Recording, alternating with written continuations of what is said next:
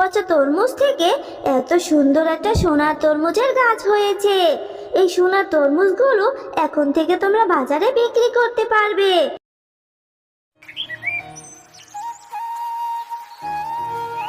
মা, ও মা, তুমি কোথায় যাচ্ছ? আমাকে নিয়ে যাও না মা। আমার যে ঘরের মধ্যে একা একা থাকতে একদমই ভালো লাগে না। আমি যাব তোমার সাথে। আমাকে নিয়ে যাও না মা। মাটিয়া, আমি একটু বাজারে যাচ্ছি। ঘরে যে রান্না করার মতো তেমন কোনো কিছুই নেই। তুই বাড়িতেই থাকিস কেমন? আমি যাব আর আসবো, আর আসার সময় তোর জন্য একটা চকলেট নিয়ে আসবো। আমাকে কিছু কিনে দিতে হবে না মা। আমি শুধু তোমার সাথেই যাব। ঘরে বসে থাকতে আমার আর ভালো লাগে না। তোমার সাথে গেলে আমার একটু ঘোরাও হয়ে যাবে। এমনিও তুমি আমাকে কোথাও ঘুরতেও নিয়ে যাও না। তোমার সাথে নিয়ে যাও না মা। ও মা, নিয়ে যাও না। মারে, বাহিরে তো অনেক রোদ পড়েছে। এই রোদের মধ্যে বাহিরে গিয়ে তুই কি করবি বল? তার চেয়ে ভালো তুই ঘরের মধ্যেই থাক মা। তাছাড়া আমার হাতেও তেমন বেশি টাকা নেই যে তুই দোকানে গিয়ে কিছু চেয়ে বসলে কিনে দিব। তারপর শেফালি শিয়ালিনী টিয়াকে নিয়ে বাজারে চলে যায়। টিয়ার মা যখন বাজার করছিল তখন টিয়া বাঘ মামার দোকানের তরমুজগুলোর দিকে ড্যাব ড্যাব করে তাকিয়েছিল আর মাকে বলে, মা, ও মা, দেখেছো? বাঘ মামা ওইদিকে তরমুজ বিক্রি করছে। কত সুন্দর পাকা পাকা তরমুজ, কত সুন্দর সুগন্ধ বের হচ্ছে। ও মা, মা, আমার যে তরমুজ খেতে খুব ইচ্ছে করছে। আমাকে একটা তরমুজ কিনে দাও না মা। টিয়া, এই জন্যই তোকে বলেছিলাম আমার সাথে বাজারে আসার দরকার নেই। আমার কাছে যে এত টাকা নেই রে মা। একটা তরমুজের তো অনেক দাম। এত টাকা আমি কোথায় পাবো? আর এমনিতে বাজারে এসে যে দেখছি বাজারের তো অনেক দাম। এখন আমি তোকে কি করে তরমুজ কিনে দিব বল?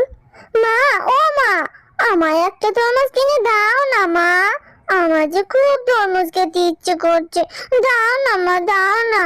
হয়েছে হয়েছে, আর ডং করতে হবে না। চল দেখি বাঘ মামা বাকিতে একটা তরমুজ দেয় কিনা, তাহলে আজকে কিনে দিব, নয়তো অন্য দিন। বাঘ মামা, আপনার দোকানে তরমুজগুলো তো খুবই সুন্দর। আমাকে কি একটা তরমুজ বাকিতে দিবেন? আমি আপনাকে 2 দিনের মধ্যেই টাকা পরিশোধ করে দিব। এখন যে আমার হাতে কোনো টাকা নেই। আরে শেফা, তরমুজ খেতে এসেছিস, তাও আবার বাকিতে? বাকিতে কোনো তরমুজ নেই। যদি আমার দোকানে তরমুজ খেতে মন চায় তাহলে আমাকে নগদ 500 টাকা দিতে হবে। আর টাকা দিলেই আমি তোকে তরমুজ দিয়ে দিব। আমার দোকানে বাকিতে কোনো তরমুজ নেই। বর্তমানে কিন্তু তরমুজের অনেক দাম। বাকিতে একটা তরমুজও দেওয়া যাবে না। বাঘ মামা, আপনি এইভাবে কেন বলছেন? আমি তো খারাপ কিছু বলিনি, শুধু বলেছি বাকিতে একটা তরমুজ দিতে। আমি 2 দিনের মধ্যেই আপনার টাকাটা পরিশোধ করে দিব। আমার হাতে যে এখন টাকা নেই। টাকা থাকলে তো আমি নগদ টাকা দিয়েই তরমুজটা নিতাম। দিন না বাঘ মামা একটা তরমুজ। আমার মেয়েটা যে তরমুজ খেতে বড্ড ইচ্ছে করছে বাঘ মামা। দিন না বাকিতে একটা তরমুজ। এই শেফা, তোকে তো আমি আগেই বলেছি আমার দোকানে বাকি টাকিতে কিছু দিতে পারবো না। নগদ টাকা দে, তারপরে তরমুজ নিয়ে যা, নয়তো আমার দোকানের সামনে থেকে যা তো। দিন না বাঘ মামা, এমন কেন করছেন? আমার ছোট্ট মেয়েটা তরমুজ খেতে মন চেয়েছে। আমার কাছেও তো টাকা নেই। আমি আপনাকে 2 দিনের মধ্যেই টাকাটা পরিশোধ করে দিব। আর আপনি আমার সাথে এমন খারাপ ব্যবহার কেন করছেন? টিয়ার বাবা বেঁচে থাকতে আপনাকে কতই না সাহায্য করেছে, সেই সব কি আপনি ভুলে গেছেন? আরে শেফা, কে আমাকে কখন সাহায্য করেছে সেটা তো আমার মনে রাখার দরকার নেই। আমি তোকে বাকিতে একটা তরমুজও দিব না। এখান থেকে চলে যা বলছি। এরপর শেফা শিয়ালিনী তার মেয়েকে নিয়ে মন খারাপ করে সেখান থেকে বাড়ি চলে আসে। মা, তোমার রান্না হতে তো এখনো অনেক সময় বাকি আছে। আমি ততক্ষণ একটু ঝুমার সাথে খেলা করে আসি। তাড়াতাড়ি খেলা করে চলে আসবো। টিয়া, তুই না একটু আগে বললি তোর ভীষণ খিদে পেয়েছে। এত খিদে নিয়ে তুই কি করে খেলবি রে মা? একটু পরেই যাস রে মা, তুই বরং খাবারটা খেয়ে যা। না মা, আমি তাড়াতাড়ি চলে আসবো। আর তুমি মন খারাপ করে থেকো না মা। আমি জানি তুমি আমাকে তরমুজ কিনে দিতে পারোনি বলে তোমার ভীষণ মন খারাপ। তুমি মন খারাপ করে থেকো না মা। আমি আর তরমুজ খেতে চাইবো না। আমার মেয়েটা তো দেখছি খুব বুদ্ধি হয়েছে, তাই না? মায়ের মন খারাপও বুঝে গেছিস। আচ্ছা ঠিক আছে রে মা, আমার টাকা হলে আমি তোকে আগে তরমুজ কিনেই খাওয়াবো। যা, এবার তাহলে খেলতে যা। তাড়াতাড়ি বাড়ি চলে আসবি, ঠিক আছে? ঝুমা, তুই খেলতে চলে এসেছিস? আমাকে ডেকে নিয়ে এলি না কেন? চল এখন আমরা খেলা শুরু করি। না রে টিয়া, আমি এখন খেলতে যাব না। আমাদের ঘরের পেছনে আমার মা কিছু তরমুজ রোপণ করেছে। আমার মা আমাকে বলেছে মাকে সাহায্য করতে যেতে হবে। আজকে মা তরমুজগুলো গাছ থেকে উঠাবে। তুই কি আমার সাথে যাবি? তুই গেলে তুই আমার মাকে সাহায্য করতে পারবি। চল আমার সাথে আমাদের বাড়িতে যাই। ঠিক আছে, তাহলে আমিও তোর সাথে যাব, গিয়ে তোর মাকে সাহায্য করব। তাহলে তোর মা যদি আমাকে একটা তরমুজ দেয় তাহলে আমি তরমুজ খেতে পারবো। মা, তোমার কি তরমুজ পাড়া হয়েছে? আমাকে একটা তরমুজ দাও। দেখো মা, আমি টিয়াকেও আমার সাথে করে নিয়ে এসেছি। টিয়ারও নাকি তরমুজ খেতে ভীষণ মন চাইছে। দাও মা, আমরা দুইজনে বসে তরমুজ খাই। আজ আর তরমুজ পারবো না রে ঝুমা, যা তরমুজ পেরেছি তা দিয়ে আমাদের হয়ে যাবে। আর তুই টিয়াকে বলছিস তরমুজ দেওয়ার কথা? জানিস তরমুজের এখন কত দাম? আমি এই তরমুজগুলো বাজারে বিক্রি করব, আর বাজারে বিক্রি করে ভালো একটা টাকাও পাওয়া যাবে। ওকে কেন আমি ফ্রিতে তরমুজ দিব বল? কাকিমা, তোমাদের গাছে কত তরমুজ ধরেছে, আর কত বড় বড় তরমুজ। আমাকে ছোট্ট একটা তরমুজ দাও না গো কাকিমা। আমার মায়ের যখন টাকা হবে তখন আমি তোমাকে তরমুজের টাকাটা দিয়ে যাব। আমার যে খুব তরমুজ খেতে ইচ্ছে করছে গো কাকিমা। টিয়া, তোদের মতো গরিবদেরকে নিয়ে না আর পারা যায় না। আমার মেয়েকে পটিয়ে চলে এসেছিস তাই না? আমি তোকে তরমুজ দিতে পারবো না। ও মা, আমাদের গাছে তো অনেক তরমুজ ধরেছে, তাহলে তুমি টিয়ার সাথে এমন ব্যবহার কেন করছো? ওকে একটু তরমুজ দাও না মা। ওরা তো অনেক গরিব, ওরা টাকা কোথায় পাবে তরমুজ কিনে খাওয়ার জন্য? দাও না গো মা একটু তরমুজ। আচ্ছা ঠিক আছে ঝুমা, তুই যেহেতু এত করে বলছিস, ওকে কি করে খালি হাতে ফিরিয়ে দেই। এই যে টিয়া, দেখ আমার পাশে একটা তরমুজ রয়েছে। এই তরমুজের অর্ধেকটা একটু পচে গেছে। যা, এটা নিয়ে তুই বাড়ি চলে যা। এর থেকে কিছু ভালো বের হলে খেয়ে নিস। যা যা, এখন এটা নিয়ে বাড়ি চলে যা তাড়াতাড়ি। আচ্ছা ঠিক আছে কাকিমা, আমি তাহলে এই তরমুজটাই বাড়ি নিয়ে যাই। মাকে গিয়ে বলবো এই তরমুজটা কেটে দিতে, তারপর কিছু ভালো বের হলে আমি মজা করে খাবো।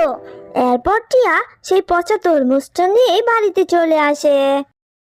মা দেখো, জুমার মা আমাকে এই তরমুজটা দিয়েছে। এই তরমুজটার একটু পচা, তুমি এই তরমুজটা খেতে দাও না মা।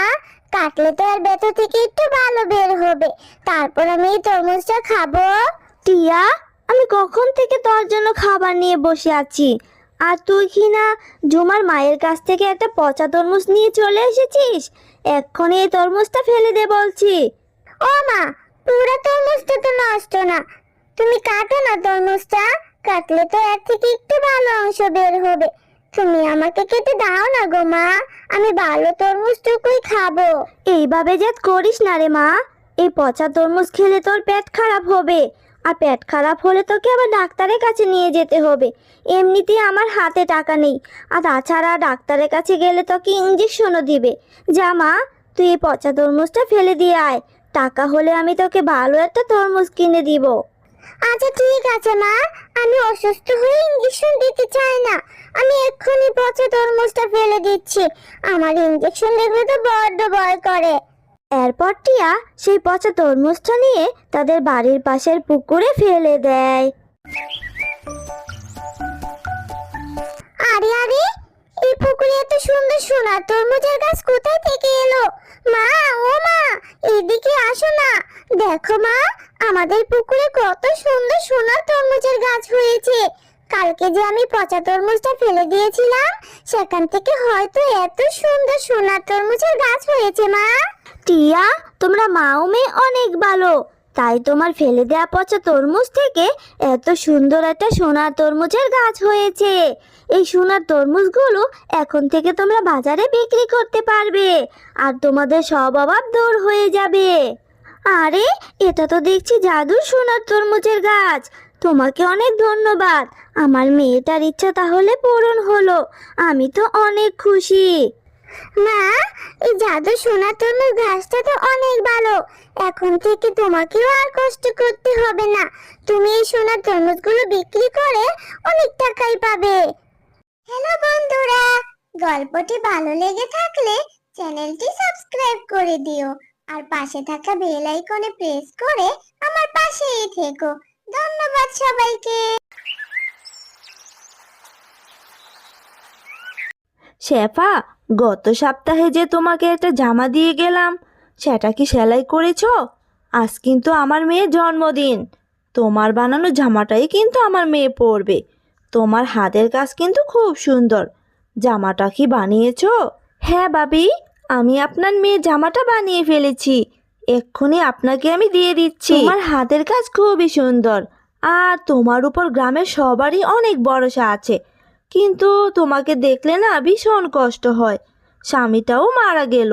এখন দুই মেয়েকে নিয়ে কত কষ্ট করেই না তোমার দিন পার হচ্ছে। এই গ্রামে তোমার সেলাইয়ের ভালো মূল্য পাবে না। তুমি যদি শহরে গিয়ে কোনো দোকান দিতে, তাহলে তুমি অনেক টাকায় আয় করতে পারতে। এখনো অনেক সময় আছে শেফা। শহরে যাওয়ার চিন্তা ভাবনা করো। তোমার কাজ যেহেতু সুন্দর, তাই শহর থেকে ভালো টাকায় ইনকাম করতে পারবে। হ্যাঁ ভাবি, ভেবে দেখবো কি করা যায়। শেফা সেলাই কাজ করেই খুব সামান্য টাকাই পেত। গ্রামের লোকজন সেলাইয়ের জন্য খুব বেশি মজুরি দিত না। মা, ও মা, সবার মায়েরা মেয়ের জন্মদিন কত সুন্দর করে পালন করে। কিছুদিন পর তো আমার জন্মদিন। তুমি আমার জন্মদিন পালন করবে না? আমি কি জন্মদিনে নতুন জামা পরে কেক কাটবো না মা? কেন পরবে না? আমার মেয়ে অবশ্যই সুন্দর জামা পরবে। আমি তোমার জন্য সুন্দর করে একটা জামা বানিয়ে দিব। তোমার জন্মদিন তো আর কিছুদিন পরে। তার আগেই আমি তোমাকে সুন্দর করে একটা জামা বানিয়ে দিব। তুমি কোনো চিন্তা করো না মা। কি মজা, কি মজা! আমরা অনেক মজা করব। আমরা দুই বোনই সুন্দর জামা পরবো। মা, তুমি শুধু আমাকে জামা বানিয়ে দিও না, আমাদের দুই বোনের জন্যই নতুন জামা বানিয়ে দিবে, ঠিক আছে মা? আচ্ছা ঠিক আছে মা, আমি তোমরা দুই বোনের জন্য সুন্দর করে জামা বানিয়ে দিব। তুমি আর চিন্তা করো না। শেফা শিয়ালিনী মেয়ের মন রক্ষা করার জন্য বলে তো দেয় দুই মেয়ের জন্যই জামা বানাবে, কিন্তু তার কাছে এত টাকা ছিল না। তাই তো শেফা চিন্তায় পড়ে যায়। কারণ শেফা যে টাকা পায় তাতে কোনো রকম দুবেলা খাবার জোগাড় করতেই কষ্ট হয়ে যায়। সেখানে তার দুই মেয়ের জন্য নতুন জামা কিনা তো স্বপ্নের মতো। এই যে বাঘ মামা, এই লাল কাপড়টার দাম কত করে? এই কাপড়ের দাম তো 200 টাকা গজ। তুই কি কাপড়টা নিবি? বের করব? 200 টাকা গজ? আজকাল জিনিসপত্রের এত দাম। আমার দুই মেয়ের জন্য জামা বানাতে তো দেখছি অনেক টাকা লাগবে। এত টাকা আমি কোথায় পাবো? আমার হাতে যেই টাকা, সেই টাকা দিয়ে কাপড় কিনে ফেললে তো আর ঘরে খাবারও জুটবে না। না না, আমার কাছে তো এত টাকা নেই। আমি বরং বাড়ি চলে যাই। এই ভেবে শেফা বাড়ির পথে রওনা দেয়, আর মনে একরাশ দুঃখ নিয়ে হাঁটতে থাকে আর ভাবে, এইবারও মনে হয় আমি মেয়েদেরকে নতুন জামা কিনে দিতে পারবো না। কাপড়ের যে এত দাম, এত টাকা তো আমার কাছে নেই। আমি কি করে কিনবো এত দামি কাপড়?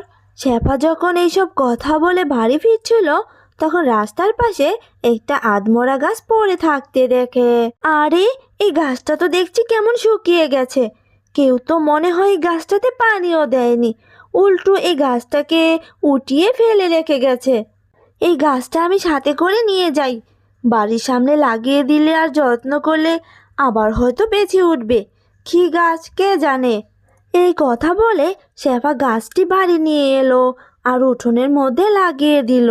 এইভাবে গাছটির অনেক যত্ন করতে লাগলো, আর শেফা যত্ন পেয়ে গাছে অনেক ফুলও ধরলো। দেখতে দেখতে অনেক দিন কেটে গেল, আর শেফার মেয়ের জন্মদিনের দিনটাও চলে এলো। কিন্তু শেফা মেয়েদের জন্য নতুন জামা বানাতে না পেরে মনের কষ্টে গাছটার নিচে বসে কাঁদতে লাগলো। আজ তো আমার মেয়ের জন্মদিন। মেয়েরা আমার কত আশা নিয়ে বসে আছে, তাদেরকে আমি নতুন জামা বানিয়ে দিব বলে। আমার কাছে যে কোনো টাকা নেই, আমি যে তাদের জন্য নতুন জামা বানাতেও পারিনি। এখন আমি কি করব? আমি মা হয়ে আমার মেয়েদের এই সামান্য আনন্দটুকুও দিতে পারি না। এই জন্মদিনে একটা কেকও কিনে খাওয়াতে পারি না। আমি কেমন এই হতভাগা মা হলাম, কেমন হতভাগা মা হলাম আমি। শেফার কান্না শুনে তখনই গাছটি কথা বলে উঠে, কষ্ট পেও না শেফা, আমি কোনো সাধারণ গাছ নই, আমি জাদুর ফুলের গাছ।